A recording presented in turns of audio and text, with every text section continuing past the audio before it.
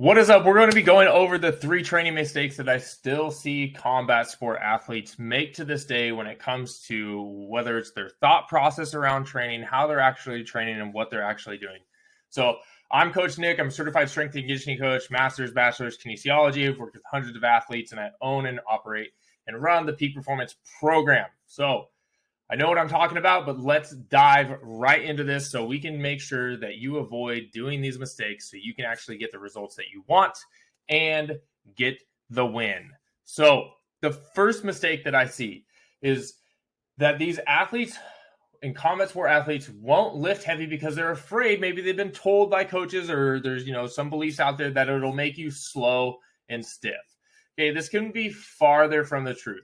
There is nothing in the research that says it's going to actually make you slower. It's going to make you stiff, right? And it's obviously we got to make sure we're training the correct way and we're not doing it the wrong way. But in terms of strength, when we are lifting heavy, there's literally hundreds of adaptations that are beneficial for athletes. But I really want to highlight the major 4 that are actually going to increase your power and your overall ability to be a more explosive, dominant athlete in the ring. So the first one is pretty obvious. It's going to improve your strength and your force production. So when I've worked with the athletes, a lot of them come to me and, they're pretty quick. They're pretty efficient with their movements, but they, typically say like, oh, I kind of just like lack a little bit of power or a little bit of pop in my punch. And, I'm working on things, but it's just not the way it is. When I hear that, it's a force issue.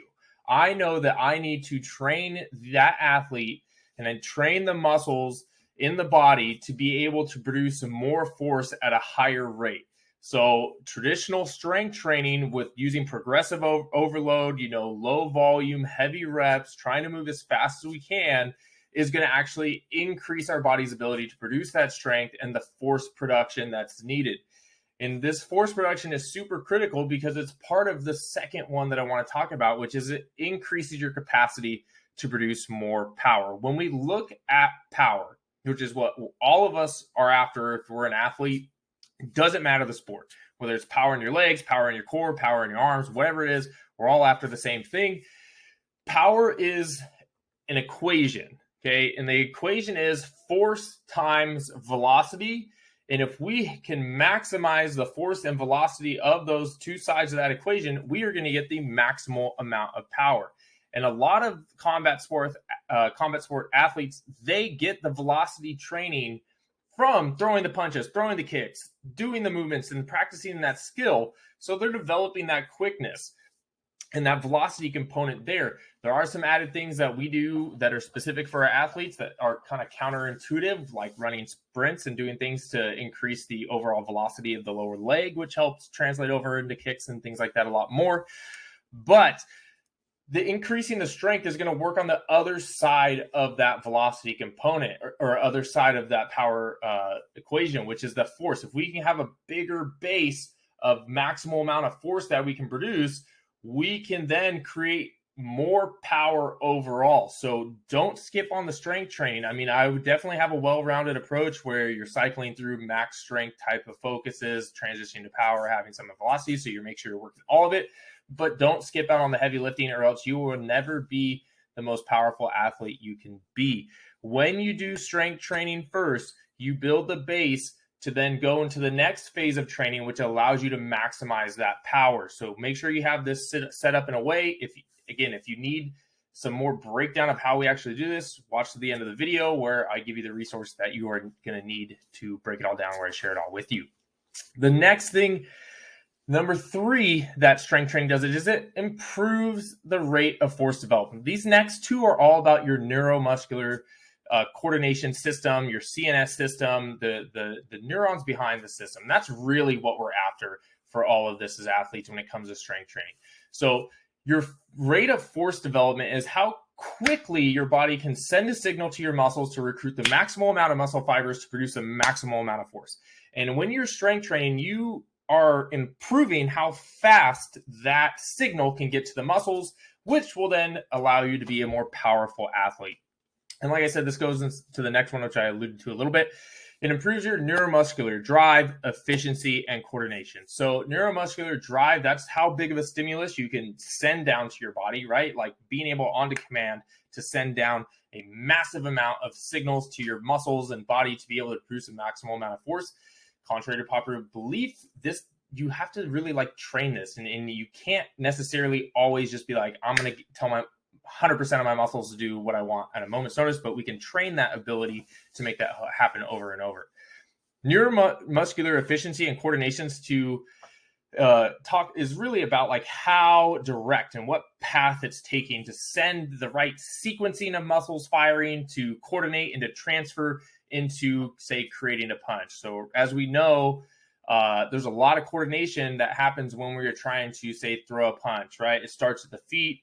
We press, then we rotate a little bit, right? We're transferring that power up through our legs, hips, core, and then out through a punch. So there's a lot of sequencing and firing that happens, and we want to be efficient and coordinated with what we're doing in strength training can actually help you develop some of that overall with it. Now, let's get into the second one, and this one I really want everyone to understand because it's going to make the biggest improvements in your overall fight performance if you don't have it, okay?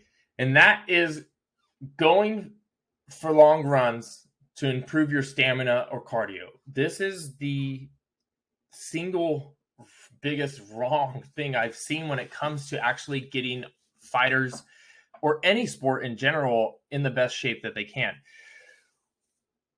Your sport requires, and again, it depends amateur, pro, what you're doing it, but in general, 3 to 5 minutes of short, intense bursts. Like when you break it down, when you're looking at your sport, right?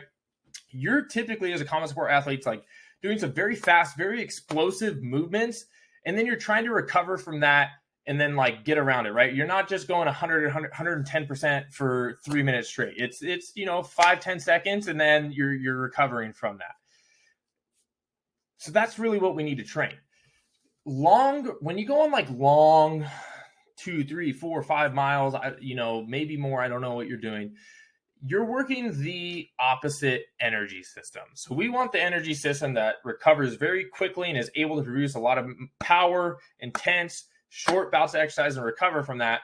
But when we do long runs, we're working the opposite one, which is low, slow, long, aerobic capacity is what it's called. But 80% of your sport uses what's called the anaerobic energy system. Okay. And if we are training long runs frequently, like like we're doing it consistently, we're going to slowly start to shift those muscle fiber types to a type 1, which is a slow twitch muscle fiber type, when we want to be in the type 2 and the other variations of that, which are the fast and explosive type muscle fibers. So this graph over here just really is how the energy system works. I'm not going to get into it much. I have other trainings where I go into this a lot further in depth, but we have 3 main energy systems. So we have one called our ATP creatine phosphate, or a lactic system. So that's like 0 to 10, 15 seconds of 100% effort. Think of like a maximal sprint, power clean, throwing, a flurry of punches, right? That's what that is. Then we have our glycolytic system, or our anaerobic glycolytic system. It starts to pick up and then it tails off around 45, 60. It goes all the way up to like 2 minutes or so. That's primarily where you guys are going to be, right? If you're fighting combat sports, you're going to be pretty much in these two. But if you're doing the long runs, we're doing this one over here, which is our anaerobic system. And if we're trying to get more efficient at training our body to be able to go hard, fast, and then recover from it, our conditioning needs to match that so we can build that energy system. So doing the long runs, it's not really beneficial when we switch our athletes from doing 2, 3, 4, 5 mile runs, and we actually say put them on the assault bike and do some assault bike sprints with specific time intervals to work different the different 2 energy systems in the front. They come back and they're like, I'm not tired. I'm not tired. I feel like I can keep going at practice. So it makes a huge difference in when we actually train the correct energy system. So make sure you're doing that as well.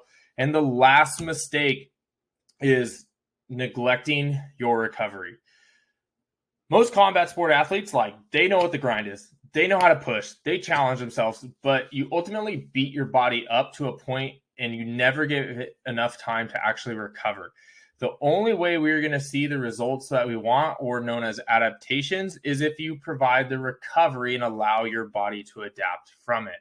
There's no amount of foam rolling, massage gun, Tiger Balm, whatever you want to, whatever you guys do, that is going to be able to mask and help you recover. It may help a tiny bit, but it is nowhere close to being and getting 6, 7, 8 hours of sleep and having your nutrition on point.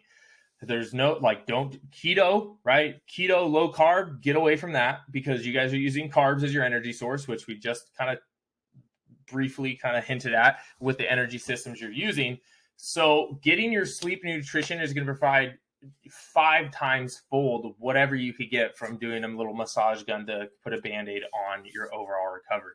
So this little graph on the right, I briefly want to explain.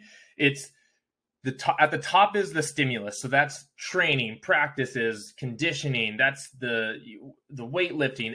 That's your stimulus, right? That's the stress you're putting on your body. Okay.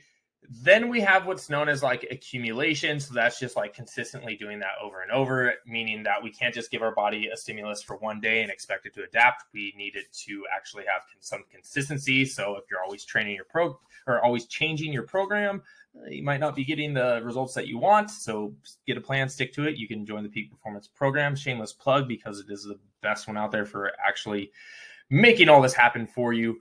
And then the last little piece over here is the recovery. So that's your body's ability to recover from the demands that you place on it, or from the stimulus that you place on it, whether it be muscular, physical, CNS system, which is your central nervous system. Okay. When you have these 3 in equilibrium or in balance, you then get the adaptations that you want, which are your performance increases in your strength, power, speed, explosiveness, all of that stuff. So a lot of the times our stimulus and our accumulation are off the charts, but we neglect our recovery, which is why we're not seeing the results that we want. So please prioritize your recovery. Those are the 3 training mistakes that I see combat sport athletes. I do not want you to make those mistakes yourself. So if you have questions around any of this, you always can feel free to comment or message me on my Instagram. Please follow the channel, as it helps support other athletes like yourself get the right knowledge out there for you. And if you're interested in joining the Peak Performance Program, I will put a link down below, and I will also put a separate link down below where you could schedule a call with me to see if it's a right fit for you. Other than that, train hard, and I'll see you in the next video.